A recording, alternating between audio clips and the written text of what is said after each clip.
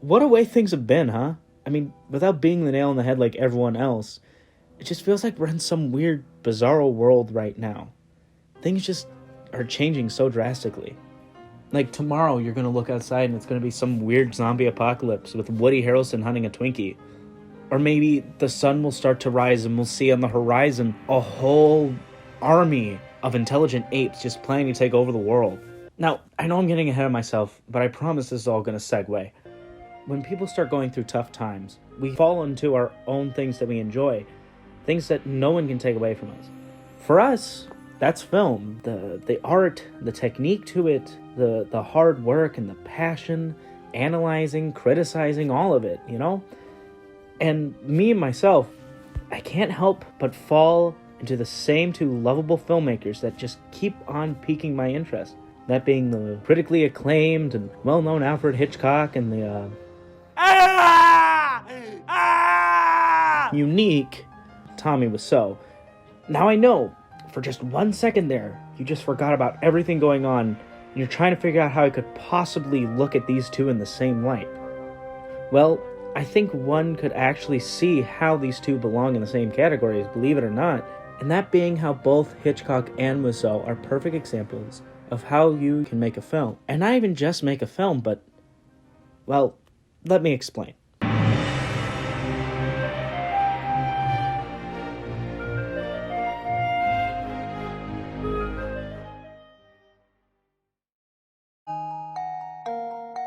Before we get into the whole point of this video, let's just recap both the directors really quick. Hitchcock is one that everyone knows. He has made countless iconic films, from the high stakes of North by Northwest to the slow and mesmerizing suspense in Rope. And what makes these films so well known is due to the man who's behind the camera, and that's Hitchcock himself. He practically built an empire due to his success at being the master of suspense. He would go on countless takes to get the right shot. Psycho being one of the films where he spent days, literal days, to get 45 seconds of this scene.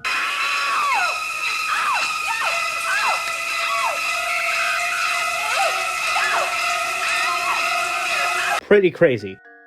And the one thing that you can definitely say for Hitchcock that a lot can't is that these films were his. They were Hitchcock's. Nothing else. But what made it all so amazing is the way that Hitchcock was able to capture an audience. For Hitch, he was a man who knew exactly what he wanted from both the set and the people in the theater. He would pull all sorts of twists and turns, such like that scene in Psycho, where, spoiler alert, he kills the main character off early. Or the reveal in Vertigo that the woman that Scotty, the main character, falls in love with is just an actress, and because we don't have forever, trust me when I say that was huge. And then we go to this man. You are lying. I never hit you. You are tearing me apart, Lisa! Tommy Wiseau is probably the biggest mystery in the film industry, besides The Whisper and Lost in Translation, or the entirety of John Cena's movie career. The fact that this film was done on a $10 million budget from Tommy alone would make it interesting, but the fact that there are so many questions of what happened on that set is what makes it more of like this strange conspiracy. But with all that being said, knowing that the film, from the acting to the score, lighting, costuming, all of it, and this man, this movie, this strange inkling of a film, got a biopic with James freaking Franco and stood on stage at the Golden Globes. What the hell is happening? Anyway, what makes it so interesting is the heart that Tommy brings to it all. Tommy is just a guy, or possibly an alien or a vampire, but as far as we can prove, he's just a guy. A guy who had a huge dream to make something bigger than himself. Tommy wanted to make a film to help inspire others and create something close to Shakespeare. And there's a lot to go in depth with that, from the fact that he didn't look at things in the fine details, but in the big picture. Now, obviously, that wasn't the case. The film is very much all over the place, with its multiple different storylines that never really culminate. And, well, again, look at the acting. You know better, right? Why? I'm sorry. You know better, Daddy. You almost got killed. I'm sorry. It won't happen again, I promise. It's abysmal. But remember that Psycho scene I showed you earlier? I can promise you that nowadays, people know less about that scene and more about this. I did not hit her. It's not true. It's bullshit. I did not hit her. I did not. Oh, hi, Mark. Tommy was someone who was loved by his fans, and that's because he found a way to speak to the audience too, different from how Hitchcock did, but in a way that still resonates.